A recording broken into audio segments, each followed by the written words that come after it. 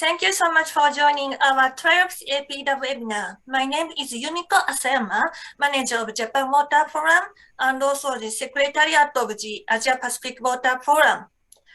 Asia Pacific Water Forum webinar series is organized as an important part of the preparation of the 4th Asia Pacific Water Summit held in 23rd and 24th of April 2022. This webinar series is aiming to provide the government official of the 49 countries in the Pacific and also various multi-stakeholders in Asia Pacific and global scale to learn and deep dive into water and water-related issues highlighted from different perspectives. Today, we welcome Mr. Curt Garrigan and Ms. Solène Doze from ESCAP, and they will introduce the ESCAP update on activity on SDG 6. So before we move on to the presentation, I would like to ask you the cooperation for this webinar. Today, we will have 25 to 30 minutes presentation. Then we will move on to the Q&A session. So please ask any your question or comment during the chat Q&A box. Then we will collect question from you. So in case if we couldn't respond to all questions, or we will respond to your questions through email. So please ask any question and also your comment and feedback freely. Then during the Q&A session, we will firstly have some discussion between presenters and also the moderator, Mr. Ravi Narayanan, who is our Governing Council Chair. Then we will move on to the question and answer together with your audience. So now I would like to invite Mr. Ravi Narayanan, Governing Council of APWF, and also today's moderator of this webinar. He will deliver his opening remarks. So Ravi, floor is for yours. Thank you. Thank you very much, Yumiko, and greetings to everybody who's registered for this webinar. We have two very important people making some very important remarks on the subject of the activities towards the SDG 6 in our Asia Pacific region and engaging in UN water regional discussion groups. The presentation will begin with Mr. Curt Garrigan, who is going to convey some key messages from a recent policy brief developed by UNESCAP on SDG progress and issues in the context of the challenges facing us, not least is the COVID pandemic, and then a set of policy recommendations. And this will be followed by a new e-learning course that was launched this year on focusing on water in the ocean. So source to sea issues about how to keep the oceans clean. And just because we're talking about water as fresh water, it doesn't mean that the oceans are ignored. And then finally, the speakers will introduce the UN Water Regional Discussion Groups supporting the midterm review of the UN Decade of Action, which will take place in 2023, and on opportunities engaged in this process. So it's a big agenda and it's a long process. So without further ado, I request Curt to start, please. Curt, over to you. Thank you very much, Ravi, and it's a pleasure to be with you. And let me also thank Yumiko for all of her efforts on supporting it and organizing this this webinar. Very much appreciated the opportunity, and I'm pleased to be joined by my colleague Solène, who you'll hear from shortly.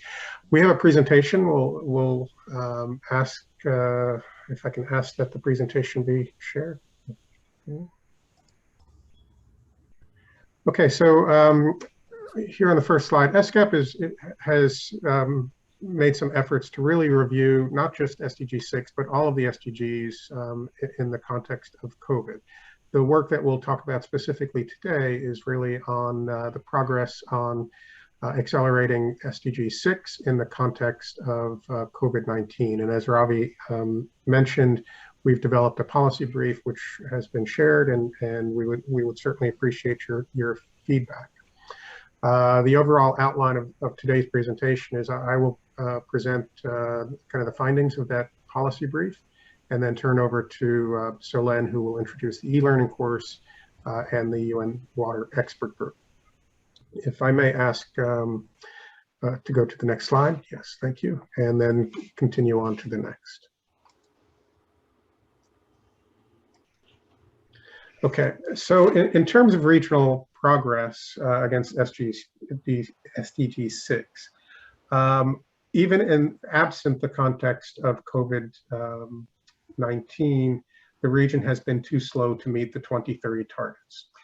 And what you see here on the right is kind of the yellow dots would indicate that we need to accelerate progress to achieve the target. And you can see that most of the targets under SDG 6 require acceleration to achieve the target by 2030. What you see in the animation on the right is the share of population using safely managed sanitation facilities going back from 2010.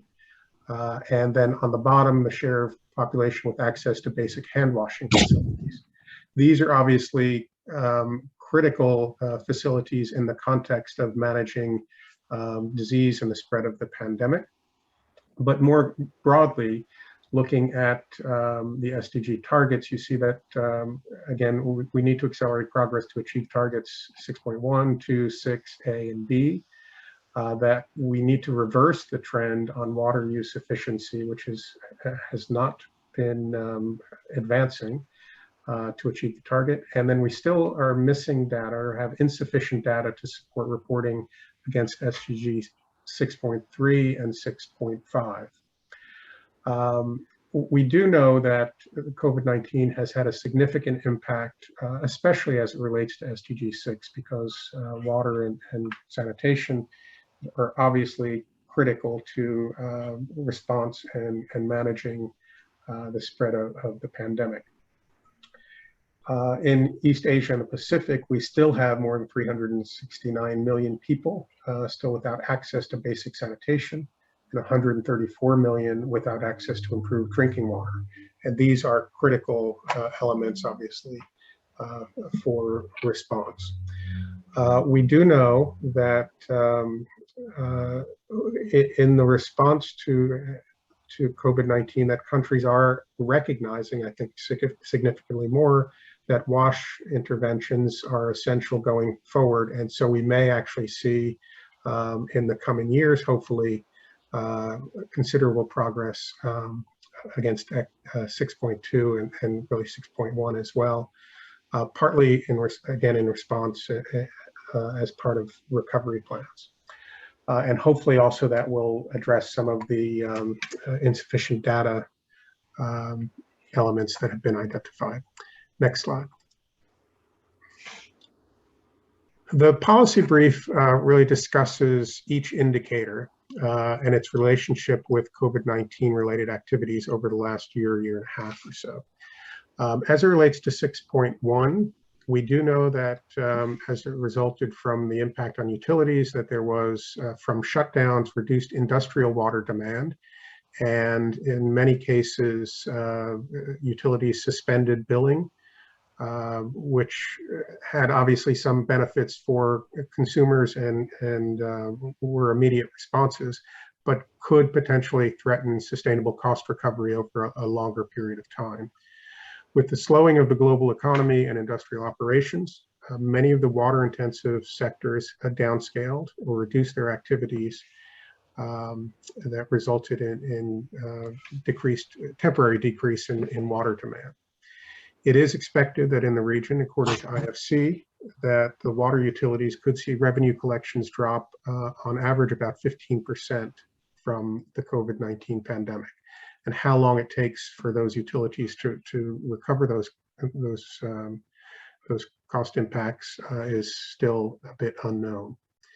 On 6.2, we've seen reductions in other diseases due to heightened WASH interventions. And this is a surprisingly positive externality of WASH measures that were adopted during the COVID-19 outbreak. For example, Singapore has seen a drop in the cases of influenza and the common cold, diarrhea, conjunctivitis, and hand, foot, and mouth diseases.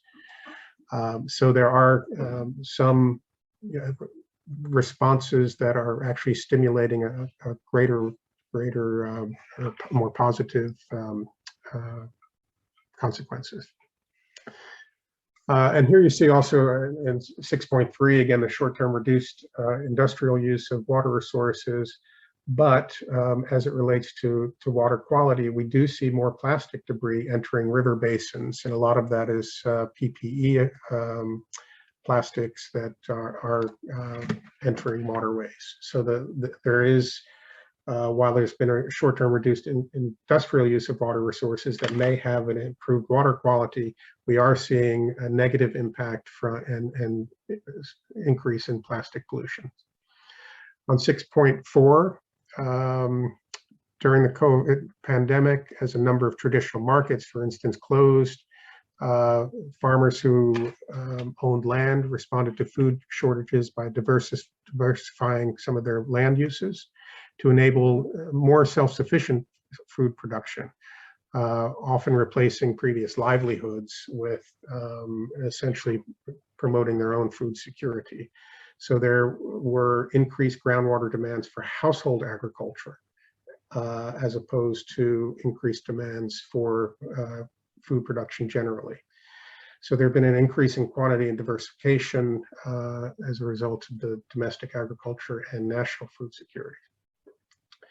On 6.5, we've seen official development assistance and resources being identified for integrated water resource management, for instance.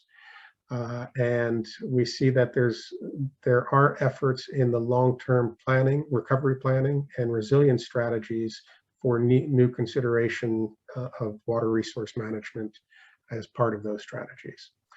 Under 6.6, environmental degradation, the land use trends continue to increase. But we do see some greater commitments to protecting water-related ecosystems being recognized again in those same recovery processes. There are many really implications and intersections with a number of other SDGs, including on cities, SDG 11, on health and on infrastructure, SDG 9, that are coming into play as it relates to managing water ecosystems. Next slide, please.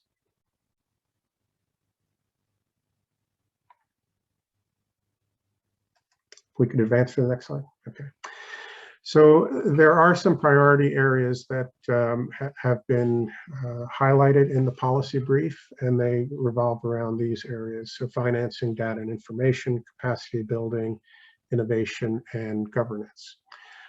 On the financing side, we saw that COVID-19 caused a global 3.4% GDP reduction.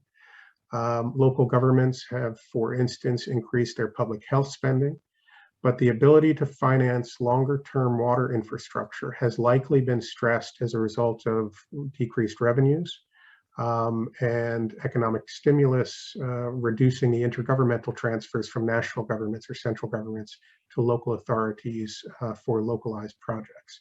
So it's still to be seen what the long-term financial impact of COVID-19 will have on water infrastructure, for instance, and how local authorities and utilities are able to recover. On the data and information, we do know that SDG 6 data is limited and has been for some time. But we do now have some data on each of the indicators for all countries in the region. And we're increasing the amount of gender disaggregated data in particular that can support reporting. On the capacity development, this is particularly important as countries and as local authorities go through their recovery processes and develop longer-term resilience strategies. That water is recognized to ensure provision to at-risk groups. We do know that many of the outbreaks have been clustered in vulnerable communities in urban areas and slums, and that there's been some displacement of urban and rural poor communities, which have clear intersections with how cities, local authorities, utilities, and national governments are planning long-term water infrastructure. So as a response, for instance, to slum upgrades, the extension of water infrastructure is seemingly being prioritized, not as part of a general policy, but in some respects stimulated by the pandemic. Under innovation, we see that communication of public wash messaging has really expanded as a result of the COVID pandemic, including through digital technology, and that there is the possibility for continued innovation regardless of the pandemic consequences, for things like monitoring water infrastructure and leakage through artificial intelligence, the use of technologies such as drones and other remote sensing.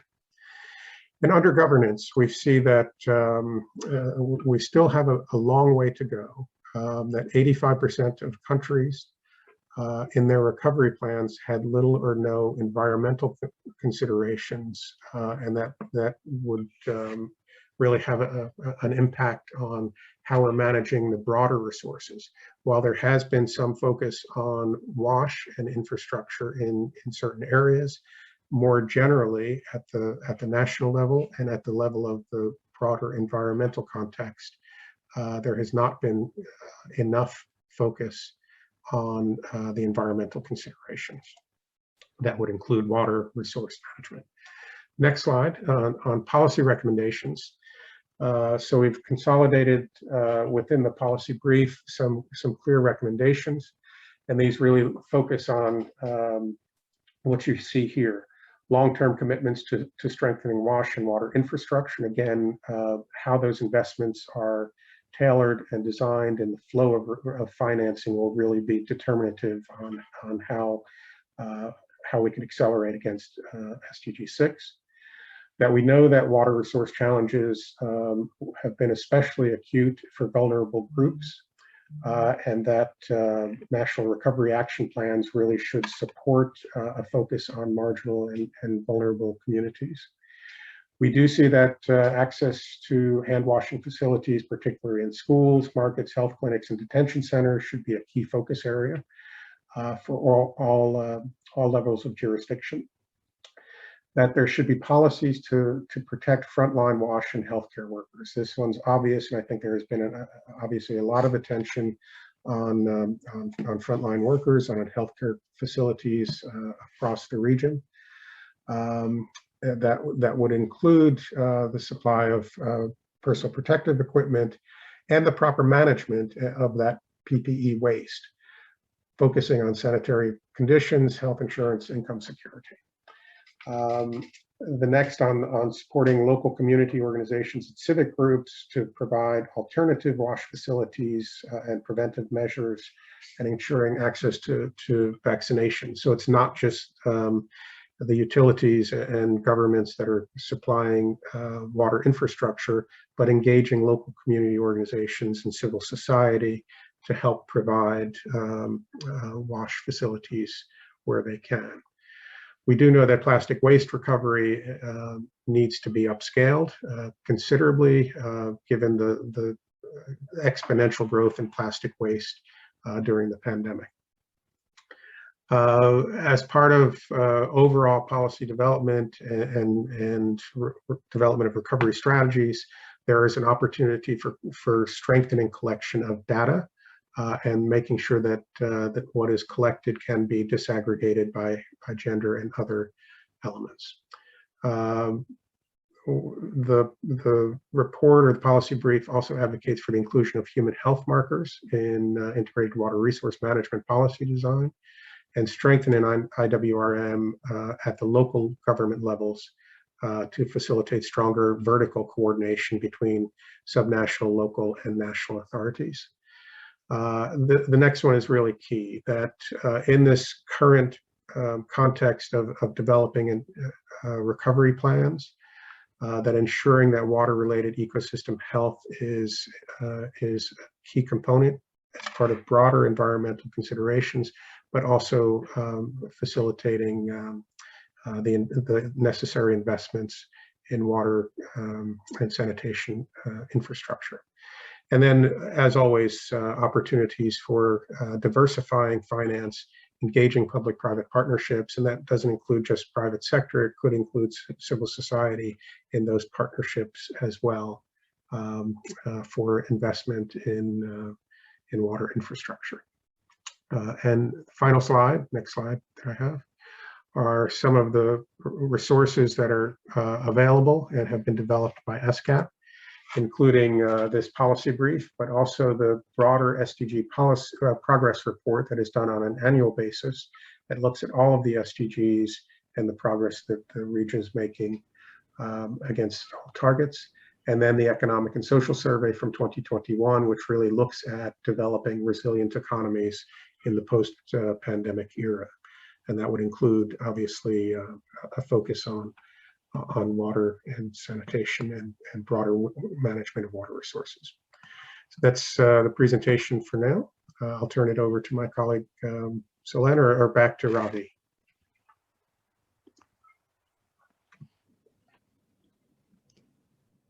Thank you so much, Curt. I think I'll take over from now, but just a word of thank you for allowing us, Ravi and Yumiko, to be here today and to share work with your audience. So next, I'm going to talk about a new e-learning course that we'll develop this year on water, the ocean, and the SDGs. Sorry? Okay, and yeah, so this year also, given the COVID restrictions, we also developed our e-learning offer a bit more to support capacity building in the region, but using these online modalities. So what is the aim of this learning course? Well, it's to really share the latest knowledge and to raise ambition on taking action for water and the ocean. The target audience for this are policymakers and civil servants involved in policymaking related to SDG 6. And the training provides an understanding of the following issues. First, key concept about the hydrological cycle, then explaining the source to sea framework, so really like how freshwater ecosystems and ocean ecosystems are interlinked. Then it touches on principles of water governance. And then the interlinkages at the Sustainable Development Goal level between SDG 6 on clean water and sanitation and SDG 14 on life underwater. The specific objectives are to generate stewardship of water resources and make progress on those two SDGs, to share data and information, to understand knowledge gaps and the way forward in terms of data, to share best practices for the management of water and marine resources together in the region, given there are a lot of challenges, explore innovative solutions to tackle water and ocean in an integrated fashion, and then finally to equip policymakers with knowledge, acceleration tools and frameworks so that they can do their work with the best tools available.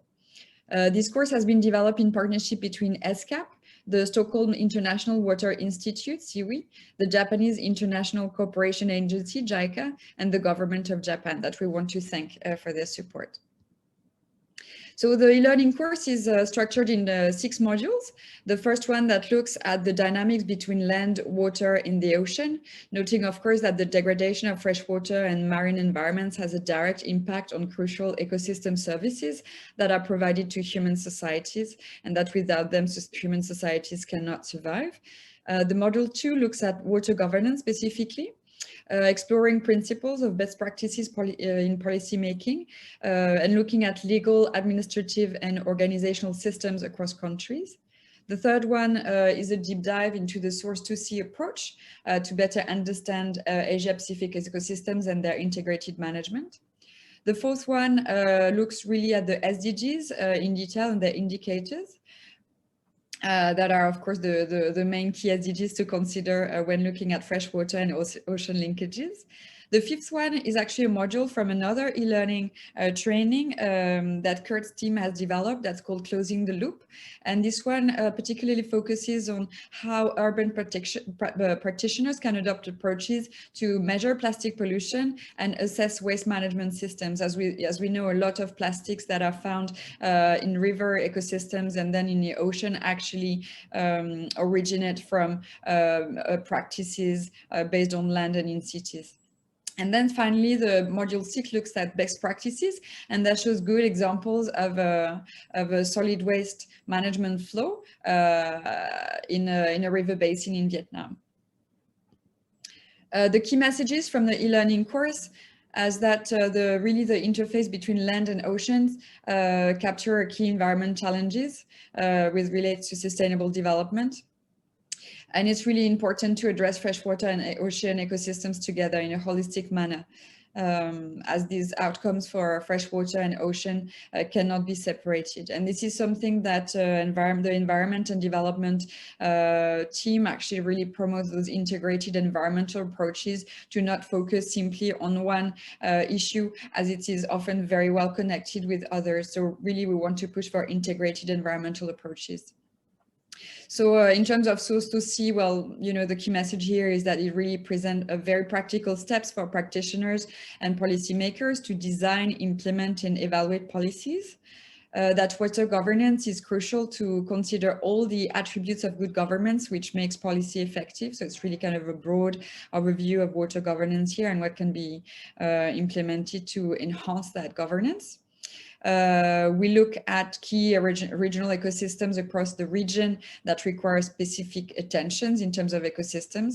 And then we want to show how the linkages between the SDGs can have, you know, co-benefits for other SDGs as well in the framework of the 2030 Agenda for Sustainable Development.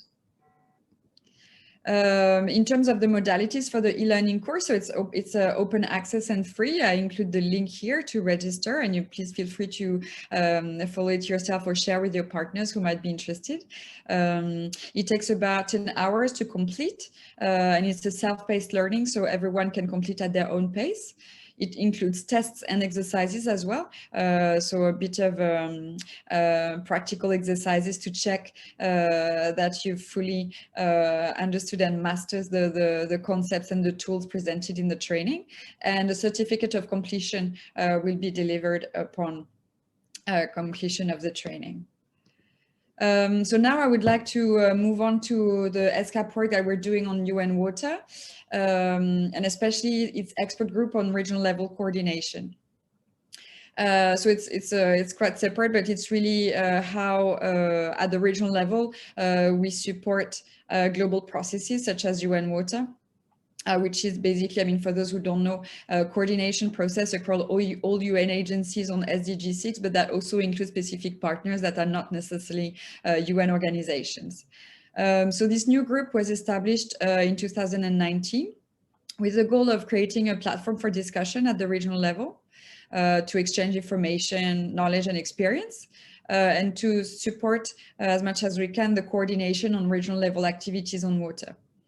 The group is coordinated by two regional commissions, including ESCAP, but also ESCWA for Western Asia.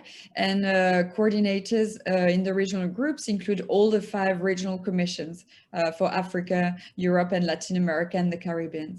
And here, I think what's interesting is that the membership includes water members and partners that have all already been invited to join the group, as well as other non-governmental and non-profit organizations. And here, I'll tell you a bit later on how organizations can be involved, but with a particular thanks to Ravi and Yumiko, who kindly confirmed that the Asia-Pacific Water Forum was going to become a member, which I think would be really helpful in, you know, harmonizing and synchronizing our work on water in the region. In terms of, so the group includes regional discussion groups, so which includes like UN Water Partner members and other organizations. And this one is really, you know, the setup to discuss, coordinate, and exchange. But in particular, these groups are going to be involved in regional preparations for the midterm review of the UN Water Decade of Action planned for 2023. And in terms of memberships, I've already talked about this, and I just include here the form to register for participating in the regional discussion groups. So which are the specific objectives of the expert group? As I said, it's to provide a platform for exchanges of experience, but also to compile contact information for regional level work on water, to have a good overview of who's working on water, and there are plenty, especially in our region. To report on inputs on regional level meetings and preparation of forums. So this is where the midterm review comes in as well. But also each regional commission has every year a sustainable development forum. And so this is also the opportunity to link the UN Water work with those regional forums. It's also about generating regional knowledge products. So, I mean, this one will also obviously depend on resources available, but we're already doing some work there. So we're looking at synergies. It's to foster collaboration on regional level monitoring activities on SDG 6 that can take different forms, and to support regional assessments and reporting on SDG 6 progress. And the last one is to assist UN Water to undertake regional level activities related to water. So UN Water, as I said, is a global initiative. So we're also helping, UN Water as a global network to liaise with regional level actors in each of the regions. Just to touch base now very quickly on the Water Action Decade to 2018-2028. So it was adopted, a resolution was adopted in 2016 to have that decade. And it really focuses on the sustainable development of water resources to achieve the social, economic, and environmental objectives of the 2030 Agenda for Sustainable Development. So it looks at sustainable development and integrated management of water resources. It looks at implementation and promotion of related programs and projects, as well as the enhancing of cooperation and partnerships to achieve internationally agreed goals, including the 2030 Agenda for Sustainable Development. Now, I'm not sure it's kind of detailed, but basically this is the current roadmap to the midterm review of the UN Water Action Decade. So it's planned for, the midterm review is planned for January and March of 2023. And you see that a lot of activities have been mapped out there, including the Asia Pacific Water Summit to be held in Japan next year. And also on the top left-hand side, I'm highlighting the regional consultations that the regional commissions will do in addition to that.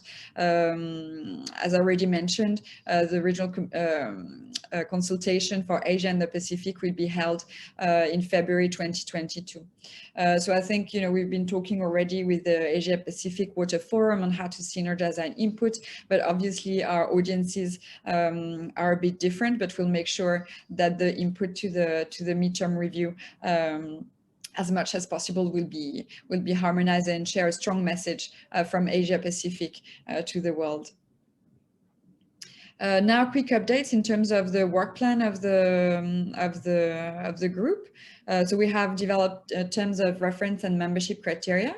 We have nominations already from 22 organizations, including 16 for Asia and the Pacific, but we're looking for more to really being able to embrace the full scope of organizations that are working at the regional level in Asia and the Pacific. And here again, I mentioned the regional consultation in February 2022. So opportunities to engage in this process would be to register for being a member of the discussion groups. I include again the link for registration for this. And then participation in the regional meeting in February 2022 would be great, noting again that we're looking at UN water partners and members, as well as additional non-governmental and non-profit organizations in the region. And then any feedback that you might have in terms of suggesting additional organizations to join the regional discussion groups would also be very much appreciated, as we're now doing the stakeholder mapping for this group. And that's it for me, with many thanks. And here you find the links to a few of our communication outlets at the ESCAP level. Thank you very much, Solène and Curt. for your, I would say, vast review of the activities in a complicated and a complex Asia-Pacific region, which is probably the biggest and the most complex region in the world in terms of the size of countries, the units, and the issues that are under discussion in terms of financing, governance, and the technical aspects of water management. So now we open the floor for discussion and dialogue, but can I use my position as moderator to ask a leading question on the issue of data, which came up quite often, and on the principle that what you can't measure, you can't manage. So the importance of making sure that you know where you are so that you can track your progress or lack of it.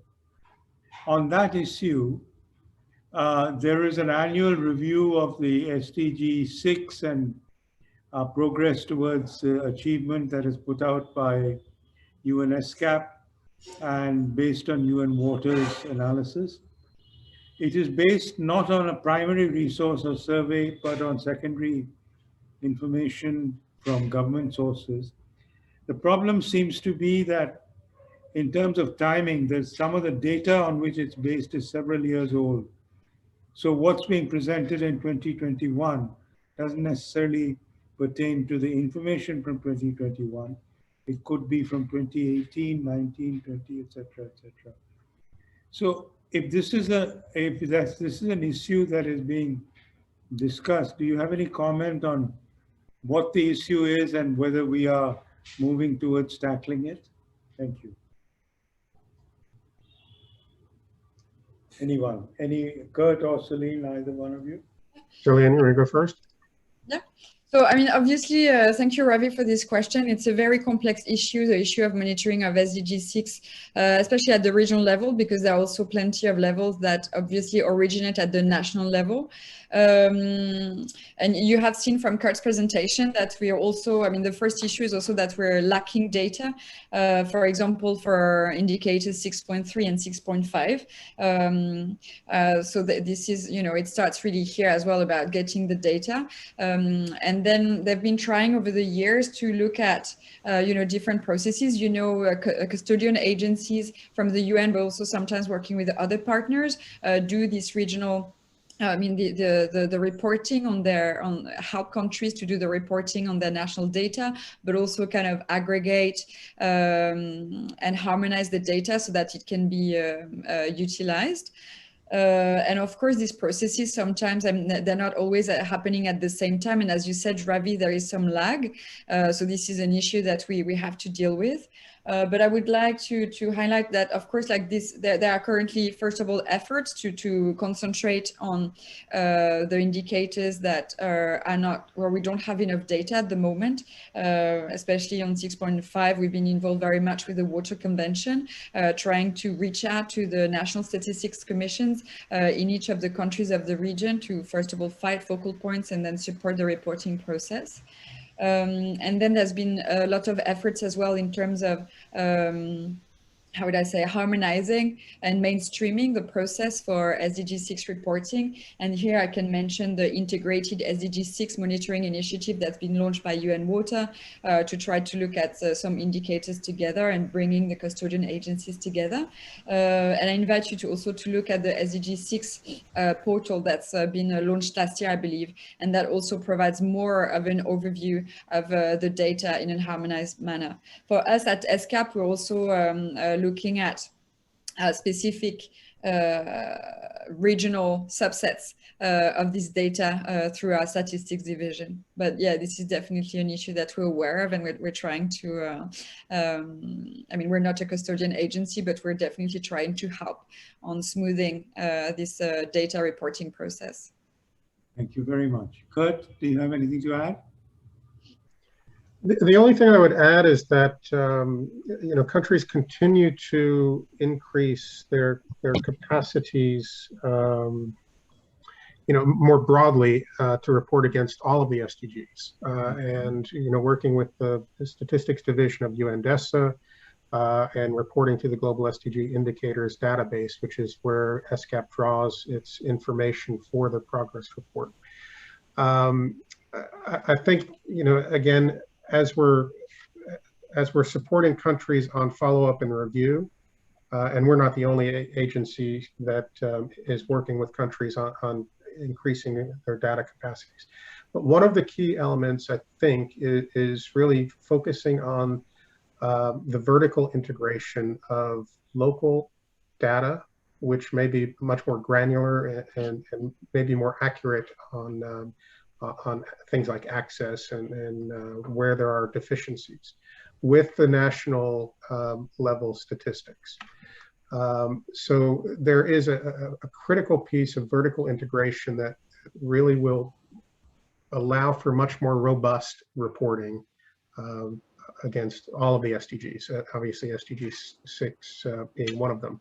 But SDG 6 is in many respects, at least on some of the targets, very much localized. And without that strengthened integration between national and subnational governments, we will continue to have insufficient data. And this is also the case on for instance, SDG 11, where local level information on sustainable cities is also lacking. So it's not just that there needs to be more data. Some of it needs to be process driven by supporting local and national governments to work better together.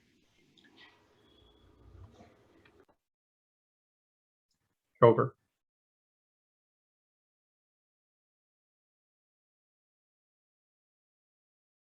Sorry.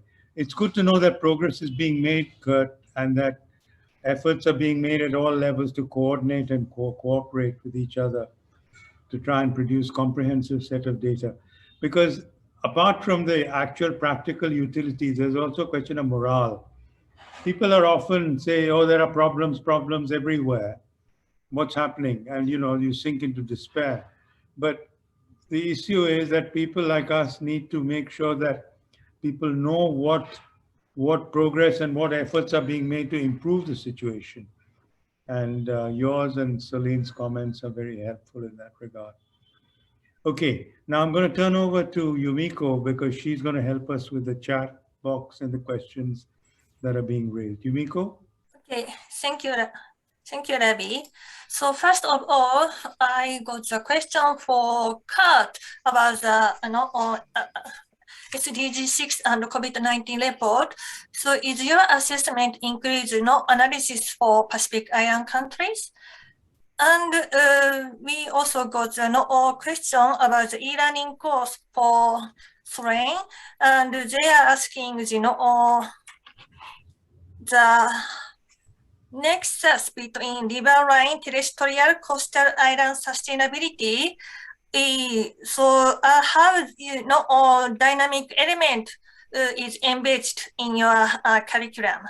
So first of all, could you respond to these questions? Thank you. Curt, you go first.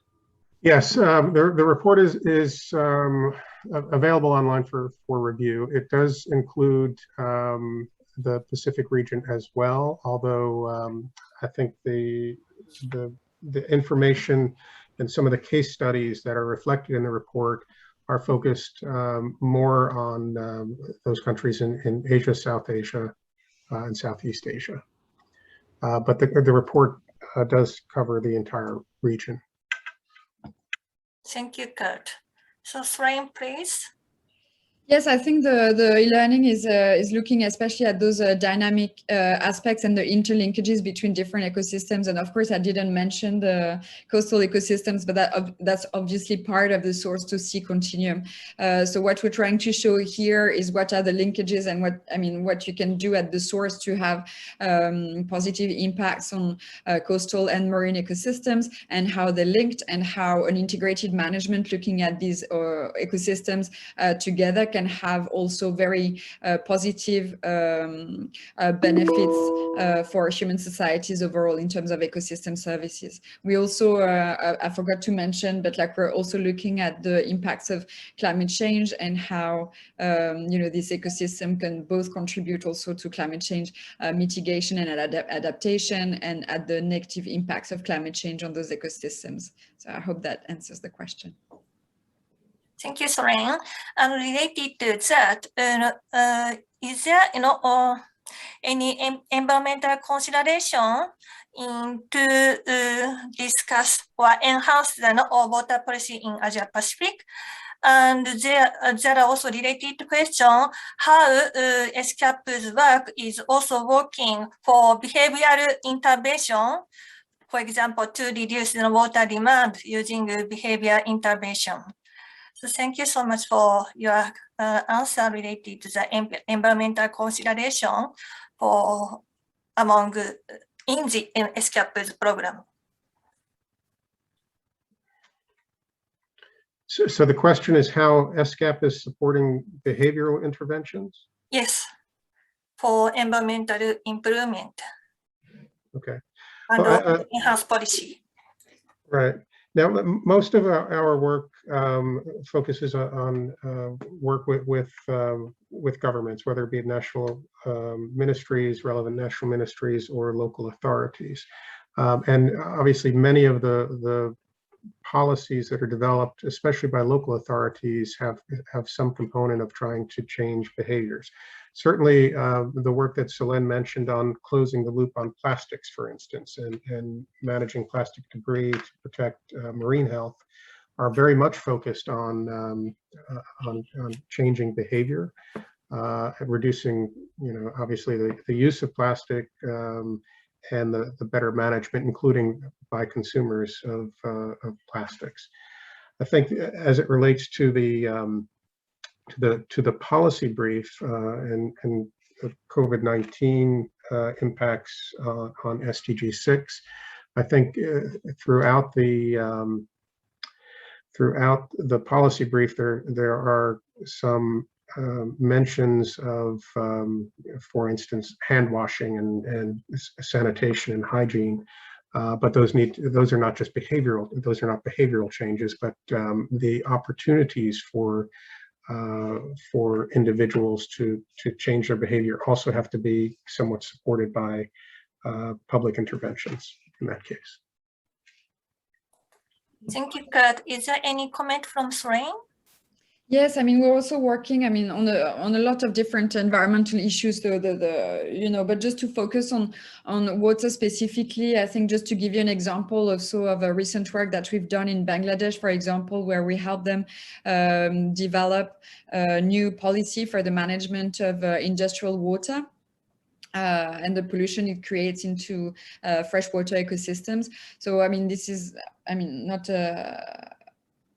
a behavioral kind of activity in itself, but of course, by setting strong policies at the national level, of course, you influence the behavior of organizations and people who work within that framework. So this is kind of the lever we use. But more recently, we've also been looking at behavioral change things, and we're working at the moment on a policy brief on how behavioral change can be used more for changing the behavior of different stakeholders, whether policymakers and other stakeholders in the region to reach better environmental outcomes. So I think that's an interesting piece also to be looking out for. Thank you, Solène. So the next question is related to private and public partnership. So is there any work related to public-private policy partnership to enhance SDG 6 or water-related SDG G among ESCAP's work? So that is a question related to the public-private partnership among ESCAP. Thank you, Solène or Curt. So as I understand the question, it's about what is ESCAP doing to promote public-private partnerships? Yes, is there any work to enhance public-private partnership, to enhance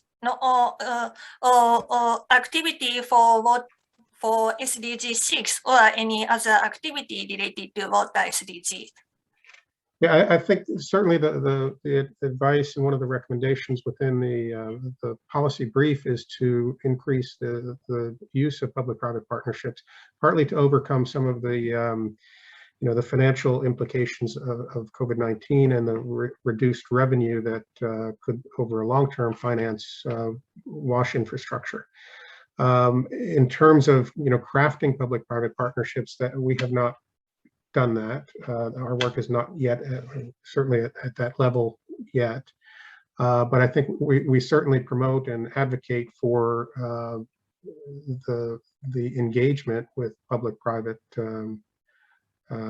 partners and sectoral partners, and as I mentioned earlier, also the engagement of civil society and NGOs in helping to develop those, because again, when we're talking about provision of services that are typically seen as public utilities, the engagement of public-private partnerships or the establishment of public-private partnerships should be a very open and transparent process. Over. Thank you. Is there any additional comment from Solène? No, but just to say that we have a specific group as well called the ESBN in ESCAP that is a group of private sector organizations, and that we're also trying to strengthen that relationship that might lead to some private-public partnerships, but it's also generic and looking at environment in general and not specifically at water. So we tend to, as Curt was saying, like work a little bit more at the policy level, usually trying to work with governments and promote the use of those tools to advance the water agenda. Thank you, Solène. So now question is related to your policy brief about the SDG 6 and COVID-19. So how could you interpret policy message in the report, which are based on past data in the context of the COVID-19? How could you interpret policy message in the report, which are based on past data in the context of the COVID-19? So Curt, please. Yeah, obviously the policy brief was put together and during the pandemic, and the pandemic is continuing. So I think there's still information and data that has yet to be collected. For instance, I said we still don't know what the long-term financial impact is of the pandemic on long-term investment strategies, for instance, for WASH. So I think, in many respects, we will continue to need to gather and collect data, as Solène said, against the Sdg targets, but also as well about what are the consequences and what are the responses that that institutions and governments are putting into place as it relates to WASH. So a lot of this is still evolving. We do know that institutionally and systemically there needs to be greater data collection, and that's regardless of the pandemic. That was the case before, it will be the case after. But again, the long-term impacts of COVID-19 on water and on Sdg 6 are still occurring, and so I think it will take a little bit of time to have that finality. Thank you, Curt. Is there any comment from Solène? Okay, so the next question is also related to the data. So how do you evaluate and calculate on water footprint? So is there any inclusion of the water footprint in your evaluation of the SDG 6 progress? Thank you, Curt or Solène. This question, as I see, is related to mobility and forced moving, and I'm assuming that's as part of the pandemic. I think that is also still unclear how that could be done. If there are still if there are still communities that are moving either as a result of closure of slums or as a pandemic cluster response, that information will still need to be collected. I think as important is the collection of data on investments that are extending to those communities and to those cluster locations.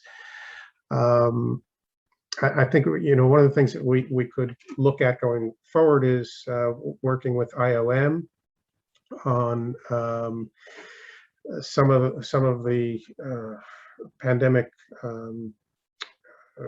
stimulated migration and mobility, and see if there are some, not just water footprint and water related impacts, but other environmental impacts as well, and other SDG related impacts. It could be some related to health or others. So we'll see. Thank you. So now is the final question is related to the e-learning course. So is there any program targeted to the youth, including high school students? They wanted to learn about the e-learning course for broader people, not only for government people. Thank you, Solène.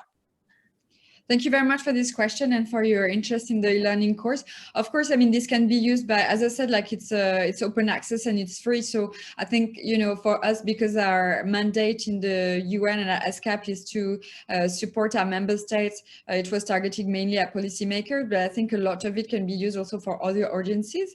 And we get similar requests on other e-learning trainings as well. What usually happens is that if a teacher is interested in including that tool in their curriculum, you know, I think it would need some bit of accompanying from the teacher to do that. But certainly we encourage you know, people to make use of this as much as possible. Thank you, Solène and Curt, for responding to various questions from audience and Ravi. So now I would like to, you know, move on to the wrap up of today's webinar. So Ravi, could you please give us your final comments, feedback as a wrap up? Thank you, Ravi. Thank you very much, Yumiko, and thank you very much, Curt and Solène, for your responses to the questions that have been raised.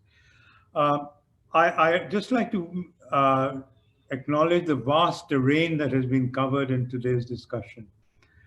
It is a vast terrain in a vast and diverse region. But there are 3 points that I'd like to bring out from this. The first point being that in the set of policy recommendations that have been suggested by UN-ESCAP, it's very important that we take them seriously forward and try and see which of them we can include in the policy recommendations in the Asia-Pacific Water Summit Declaration, because it will require political support at country level and by leaders, by political leaders. And so that is a very important issue. The second is that the policy brief covers also is not just doom and gloom, which is often the fate of, often the direction that public pronouncements make, but offers, for instance, the public health advantages of the work on water and sanitation, which is a heartening message when not only do we have to have particular actions, but we have to have the general morale being lifted so that people feel that solutions can be devised. The second point that I wish to make is that this has not just been a session of what to do, but the new e-learning course, for instance, is a way of demonstrating how to do it, which is important. The third point, perhaps the most important point in a sense, is when we talk about SDG 6, or in fact any of the SDG water-related SDGs, you don't realize that SDG 17 is a gateway to all the SDGs. So 17 is about partnerships, cooperation, and collaboration, which is absolutely necessary within the UN system and outside it, as Curt has suggested, if we are to progress. And UNESCAP stands at the crossroads of this, at the heart of this idea of cooperation and collaboration. So there is a lot of work to be done, but UNESCAP is ideally placed to do it and to emphasize the importance of collaboration and partnerships. Thank you all very much. And with this, I'd like to acknowledge the presentations of Curt and Solène, and I'd like you to join me in thanking them for that. So Ravi, thank you so much for your comprehensive, comments and feedback through today's webinar. So, and also thank you for Solène, Curt, for your presentation and response to the question. So before I finish this webinar, I would like to introduce the next our webinar. From next our webinar, we would like to discuss more the question of government leader of Asia Pacific region. That is as a part of the paradigmatic session of the fourth APWS. So from next, our webinar series will be more directly towards the roadmap of the fourth APWS, and several paradigmatic sessions leader and co-leader will join for webinar to discuss the question discussed in the Asia Pacific for quality growth and also quality growth and quality infrastructure in Asia Pacific. So webinar information will be sent to you through email and also our APWF homepage. Thank you so much for joining us today, and your participation from next is cordially appreciated. So today's presentation document and recording will be available from the APWF website. And we couldn't respond to all questions through this webinar, but we will try to do our best to respond to your questions through email. So any question, comments, please give us. And finally, please take a few minutes to fill out the survey after this webinar. Thank you so much for joining us, and see you next time through webinar. Next, thank you. Thank you, Solène. Thank you very much. Have a Thank great you, day. Yumiko. Thank you, Ravi. Thank you very much, Curt. Thank you all. Thank you, Ravi. Thank you. Bye-bye. Goodbye. Bye.